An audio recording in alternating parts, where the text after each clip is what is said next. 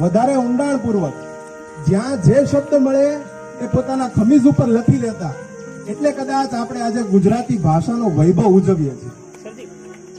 પણ વાત તો હવે સંગીત અને શબ્દની કરવી છે. સૌ પ્રથમ કાંઈ પણ કાર્ય કરીએ ને એટલે આપણે ગણેશ વંદના કરીએ, પણ કેમ? ફક્ત 18 દિવસમાં આખું મહાભારત એક બેઠક ખુલ્લી છૂટ આપી. તમને જ્યાં પ્રોબ્લેમ હોય તમને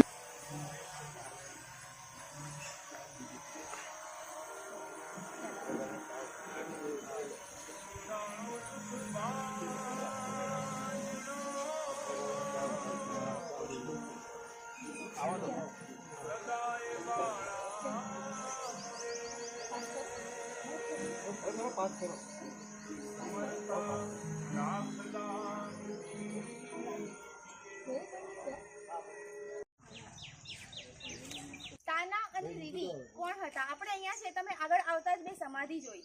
તાના અને રીરીની સમાધિ છે, એના ઉપરથી આ ગાર્ડનનું નામ તાના અને રીરી રાખવામાં આવ્યું છે.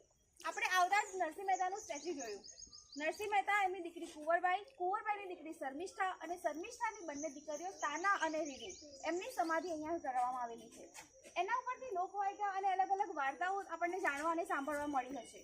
તો એમાંની એક વાર્તા એવી છે કે અકબર રાજાના દરબારમાં 9 રત્નો હતા. એમાંથી એક હતા તાનસેન. અકબર રાજાએ એક વખત એમને એવું કીધું કે મારે દીપક રાગ સાંભળવો છે.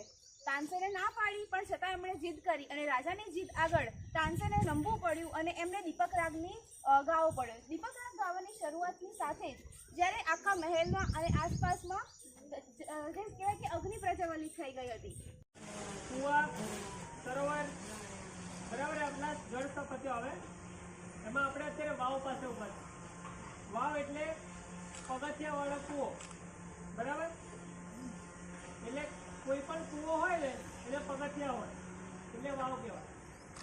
એને અંગ્રેજીમાં કહેવાય સ્ટેપ વેલ. સ્ટેપ વેલ કૂવા સુધી